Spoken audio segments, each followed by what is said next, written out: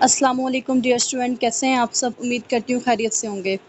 तो स्टूडेंट, हमने chapter number 1 biodiversity and classification new biology का स्टार्ट किया हुआ है, जिसका आज टॉपिक है मेथड्स टू असेस बायोडाइवर्सिटी। इसमें हम क्या कर सकते हैं कि बायोडाइवर्सिटी को असेस करना है, कितने तरीक़ों से असेस कर सकते हैं, एनालाइज कर सकते हैं, मतलब जांच पड़ताल कर सकते हैं, कौन कौन से मेथड्स हैं उसको हम स्टडी करेंगे। तो यहाँ पर वेरियस मेथड्स जो होते हैं वो एम्प्लॉय किए गए हैं।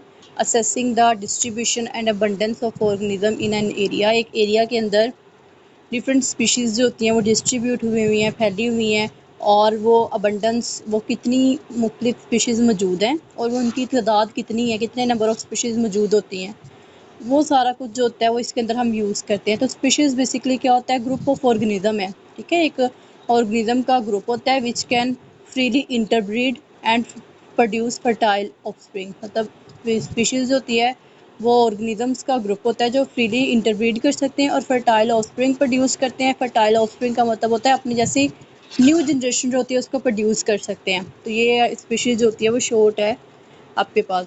उसके बाद है कि इसके पास है, पहला मेथड है कि मेथड्स टू असेस डिस्ट्रीब्यूशन। हम डिस्ट्रीब्यूशन को किस तरह से एनालाइज कर सकते हैं या असेस कर सकते हैं, उसके मेथड्स है। तो 3 मेथड्स हैं, एक क्वाड्रेट सैम्पलिंग है, दूसरा ट्रांजिट सैम्पलिंग है और तीसरा है एरियल सर्वे। तो पहला मेथड है क्वाड्रेट सैम्पलिंग। इसमें क्या होता है कि इसमें आपको नाम से भी जाहिर हो रहा, क्वाड्रेट बनाया जाता है, ठीक है। एक क्वाड्रेट बना दिया जाता है। क्वाड्रेट कहते हैं इक्वल साइड्स का स्क्वायर होता है। तो वो जो क्वाड्रेट है उसको एक ना स्पेसिफिक जगह के ऊपर फेंक दिया जाता है, क्वाड्रेट को, स्क्वायर को रख दिया जाता है। उसके अंदर जितनी भी स्पीशीज़ होती हैं उसको काउंट कर लिया जाता है, ठीक है। तो यहाँ पे देखिए, it involve the dividing the study area into grid. पहले क्या होगा, स्टडी एरिया को ग्रिड में डिवाइड कर दिया जाए। ग्रिड कहते हैं इक्वल स्क्वायर के अंदर। यहाँ पे अगर आप डायग्राम देखते हो तो ये देखो, आपको एक एरिया नज़र आ रहा है, एक स्क्वायर सा है, उसके अंदर छोटे छोटे स्क्वायर्स जो होते हैं उसको, एक एरिया को छोटे छोटे स्क्वायर्स में डिवाइड कर दिया गया, इसको हम ग्रिड कहते हैं। फिर वहाँ से क्या किया जाता है, sampling with randomly selected squares quadrat. फिर वहाँ से वो जो स्क्वायर्स बन गए हैं, तो डिफरेंट स्क्वायर्स के अंदर यहाँ पे हम क्या कर सकते हैं, यहाँ से सैम्पल्स होते हैं उसको कलेक्ट कर लिया जाता है, ठीक है। मतलब कि एक स्टडी एरिया है, वहाँ पे उसको क्या कर दिया है, उसको स्क्वायर्स की फॉर्म में डिवाइड कर दिया है और वहाँ से रैंडमली कोई भी स्क्वायर में से सैम्पलिंग कर ली जाती है। और ये मेथड जो होता है वो यूज़फुल होता है फॉर स्टडिंग प्लांट पॉपुलेशन और द सिजाइल ऑर्गेनिज्म। ये ज़्यादातर प्लांट की स्पीशीज़ के लिए जो होता है वो यूज़ किया जाता है कि ठीक है। और दूसरा सिजाइल ऑर्गेनिज्म, ऐसे ऑर्गेनिज्म जो मूव नहीं कर सकते, हरकत नहीं कर सकते।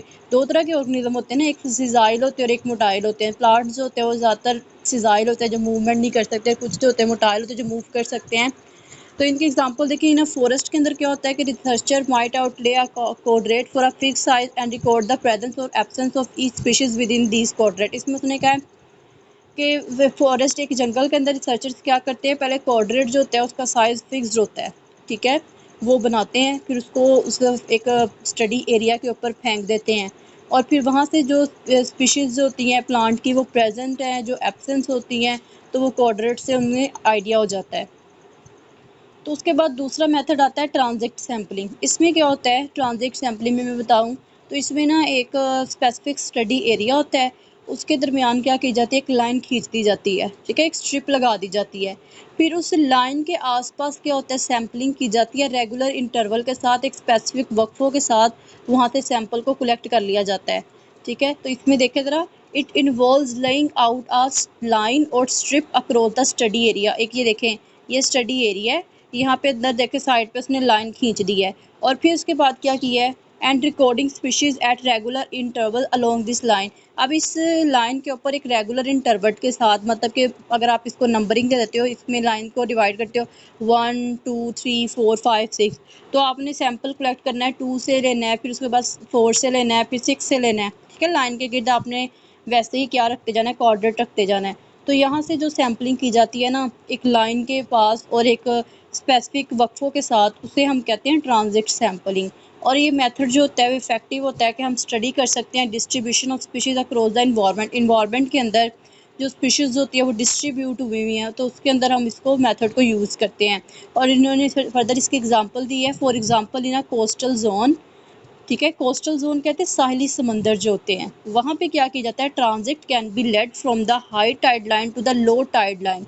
एक समंदर है, ठीक है, समंदर की जो है, जहाँ पे जो समंदर के अंदर लहर गुजर रही है, वो क्या होती है, एक बड़ी गहरी लहर है और एक जो लहर है वो छोटी सी है। इन दोनों के दरमियान में की जाती है, एक लाइन लगा दी जाती है। ठीक है, ऐसे लाइन आई है, एक लहर आई है बड़ी, इनके दरमियान लाइन लगा दी और एक छोटी लहर आ गई है। ठीक है, इन दोनों के दरमियान कहते हैं, लहरों के दरमियान एक लाइन ड्रॉ की जाती है। और इन दोनों लाइनों के दरमियान क्या किया जाता है कि जो ऑर्गेनिजम्स प्रेजेंट होते हैं, जो स्पीशीज प्रेजेंट होती है, उसको क्या कर लिया जाता है, ये काउंट कर लिया जाता है, रिकॉर्ड कर लिया जाता है। वहाँ पे डिफरेंट स्पीशीज कौन कौन सी मौजूद हैं और वो कितनी तादाद में मौजूद हैं, वो फिर इस तरह करके उनको हम मेजर कर सकते हैं। तो ये होती है ट्रांजिट सैम्पलिंग, जिसके अंदर एक ट्रांजिट एक लाइन ड्रॉ की जाती है और फिर दो डिफरेंट टाइडल जोन्स के दरमियान मुख्तलिफ स्पीशीज़ को काउंट कर लिया जाता है।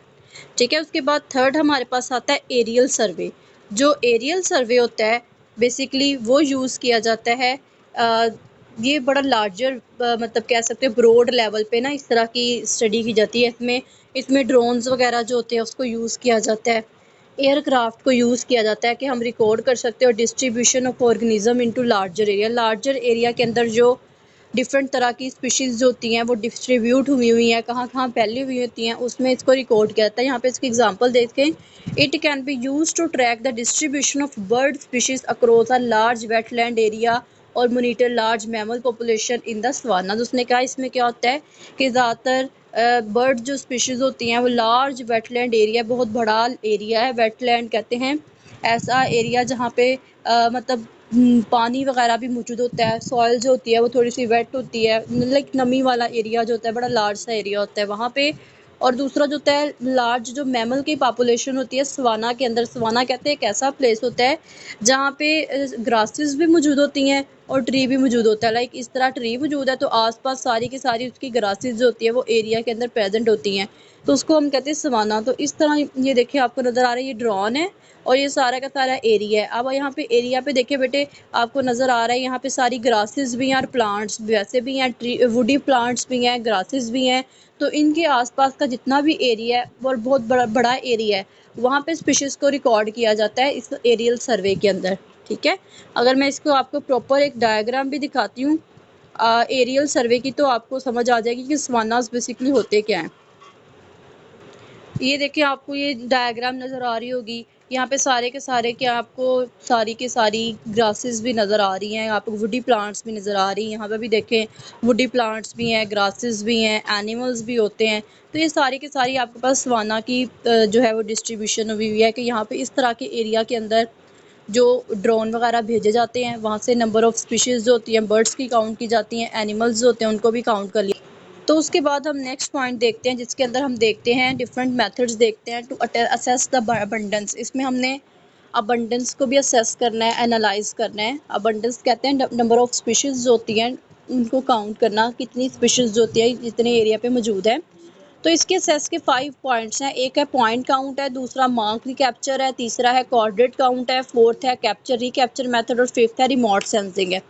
तो पहला पॉइंट अगर हम देखते हैं पॉइंट काउंट के अंदर क्या होता है कि point count involve the observing and recording the number of individual of a species from a fixed point over a specific period. इसमें दो चीज़ें बताई गई हैं, एक स्पेसिफिक पीरियड है और एक फिक्स्ड पॉइंट है। ठीक है, एक स्टडी एरिया है, फिक्स्ड है, और उसके अंदर क्या करना है कि डिफरेंट स्पीशीज़ जो होती हैं मौजूद होती हैं उसको ऑब्जर्व करना है, उसको काउंट करना है एक स्पेसिफिक टाइम पीरियड के लिए। मतलब अगर आप देख लें आपने कोई फॉरेस्ट है, ठीक है, फॉरेस्ट आप कह लो कि फ़ॉरेस्ट के अंदर आपने क्या करना है 3 मंथ्स के लिए आपने देखना है कौन कौन सी स्पीशीज़ मौजूद हैं और उसको आपने काउंट करते जाना है। ठीक है, तो ये ज़्यादातर मेथड जो होता है वो यूज़ किया जाता है बर्ड्स और बहुत सारे मोबाइल एनिमल्स के लिए। ठीक है, बर्ड्स के लिए यूज़ करते हैं और डिफरेंट मोबाइल एनिमल ऐसे एनिमल्स जो मूव कर सकते हैं उनके लिए हम क्या कर सकते हैं एक स्पेसिफिक पीरियड के अंदर स्पेसिफिक एरिया के अंदर जो स्पीशीज़ मौजूद होती हैं उसको काउंट करते हैं। उसके बाद दूसरा मेथड है मार्क रिकैप्चर। इसमें क्या होता है पहले आपने क्या करना है कैप्चरिंग करनी है, ऑर्गेनिजम्स या इंडिविजुअल्स को कैप्चर करना है, पकड़ लेना है, उसके बाद उसको मार्क करना है, उसको नंबरिंग कर देनी है और उसके बाद फिर रिलीज़ कर देना है इंडिविजुअल को ऑफ अ स्पीशी। ठीक है, पहले आपने ऑर्गेनिज्म को पकड़ना है, स्पीशी को, उसको मार्क किया, उसके बाद स्पीशी को छोड़ दिया। फिर उसके बाद दोबारा रिकैप्चरिंग किया, then later to estimate the population size and the density. उसके बाद आपने दोबारा देखा जो जो स्पीशीज़ को आपने किया हुआ था, मार्क किया हुआ था, उसको दोबारा से आपने रिकैप्चर करना है। इससे पता चलेगा कि वो स्पीशीज़ जो है उसकी तादाद ज़्यादा हुई है, कम हुई है, उनकी डेंसिटी ज़्यादा हुई है या कम हुई है। तो इस तरह का जो मेथड है मार्क रिकैप्चर, इसमें साइज़ और पॉपुलेशन का साइज़ और डेंसिटी जो होती है उसको मेजर करने के लिए यूज़ किया जाता है। और दिस मेथड जो होता है वो also useful for animal that are difficult to count directly. और उन एनिमल्स के लिए मेथड यूज़ किया जाता है जिनको काउंट करना थोड़ा सा मुश्किल होता है। ठीक है। अब थर्ड देखिए क्वाड्रेट काउंट है। इसमें क्या होता है, in this method researchers use quadrat to count the number of individual of a species which each quadrat and then infer this count to estimate overall abundance. इसमें क्या होता है कि क्वाड्रेट जो होते हैं उनको यूज़ करते हैं रिसर्चर्स। क्वाड्रेट के अंदर जितनी भी स्पीशीज़ होती हैं, स्पीशीज़ के कितने इंडिविजुअल्स मौजूद होते हैं उसको काउंट कर लिया जाता है। फिर वो स्पीशीज़ जो होती है फिर ओवरऑल अबंडेंस बता देती है कि इस पॉपुलर स्पेसिफिक एरिया के अंदर स्पीशीज़ मौजूद हैं, तो वो कितनी तादाद में स्पीशीज़ होती है मौजूद हैं और वो कितनी तरह की स्पीशीज़ होती है मौजूद है। तो इस सेंस में हम क्वाड्रेट काउंट को यूज़ करते हैं। फोर्थ मेथड है कैप्चर रिकैप्चर मेथड। इसमें क्या होता है बेसिकली दिस मॉडल जो होता है account for variable such as varying capture probability and movement between area. इसमें क्या होता है कि वेरिंग कैप्चर प्रोबेबिलिटी, मतलब कि इसमें भी दोबारा से कैप्चर किया जाता है। फिर उसके बाद बार बार जो होते हैं इंडिविजुअल होते हैं कैप्चर कर लेते हैं, फिर उनको रिलीज़ कर लेते हैं, फिर रिकैप्चर किया जाता है। उसके बाद देखते हैं कि एक स्पेसिफिक एरिया के अंदर कितनी दफ़ा बर्ड्स जो होते हैं, एनिमल्स होते हैं, वो मूव करके आए हैं। तो ये मूवमेंट जो होती है ना बिटवीन एरियाज़ के दरमियान में ऑर्गेनिजम्स की, इंडिविजुअल्स की, बार बार स्पीशीज़ का आना जाना, फिर उसके बाद उसको काउंट करना, तो इसके लिए हम कैप्चर रिकैप्चर मेथड जो होता है वो यूज़ करते हैं। उसके बाद फिफ्थ पे आता है रिमोट सेंसिंग। रिमोट सेंसिंग में बेसिकली क्या होता है, रिमोट सेंसिंग जो होती है वो यूज़ करती है सैटेलाइट और ड्रोन इमेजरी यूज़ करती है कि असेस कर सके abundance and distribution of species. इसमें भी ड्रोन्स यूज़ किए जाते हैं कि जो स्पीशीज़ होती है उनकी अबंडेंस को पता चल जाए, उनकी डिस्ट्रीब्यूशन का पता चल जाए। बेसिकली जो रिमोट सेंसिंग होती है वो लार्ज स्केल और इनएसेसिबल एरिया जहाँ पे एरिया के अंदर हम जा नहीं सकते, जिनको असेस करना मुश्किल होता है और वो लार्ज एरियाज़ भी होते हैं, तो उसके लिए हम क्या करते हैं, रिमोट सेंसिंग जो होती है उसको यूज़ करते हैं। एक बड़ा लार्जर और एक ब्रॉडर वे होता है जिसके ज़रिए क्या किया जाता है कि डिफरेंट स्पीशीज़ जो होती है उसकी अबंडेंस को और उनके अंदर जो भी उनकी डिस्ट्रीब्यूशन है उसको देखा जाता है। तो स्टूडेंट आज के टॉपिक के अंदर हमने बात की थी असेस ऑफ डिस्ट्रीब्यूशन देखा, जिसके 3 मेथड थे, क्वाड्रेट सैम्पलिंग है, ट्रांजिट सैम्पलिंग है और एरियल सर्वे है। उसके बाद हमने असेस ऑफ बंडन्स देखी है, बंडन्स असेस के मेथड्स देखे हैं। एक पॉइंट काउंट है, मार्क रिकैप्चर है, क्वाड्रेट काउंट है, कैप्चर रिकैप्चर मेथड है और रिमोट सेंसिंग है। तो स्टूडेंट उम्मीद करती हूँ कि आपको समझ आएगा। अगर कोई भी कन्फ्यूजन है तो आप कमेंट बॉक्स में पूछ सकते हैं और चैनल को लाइक शेयर और सब्सक्राइब कर सकते हैं। तब तक के लिए अल्लाह हाफिज़।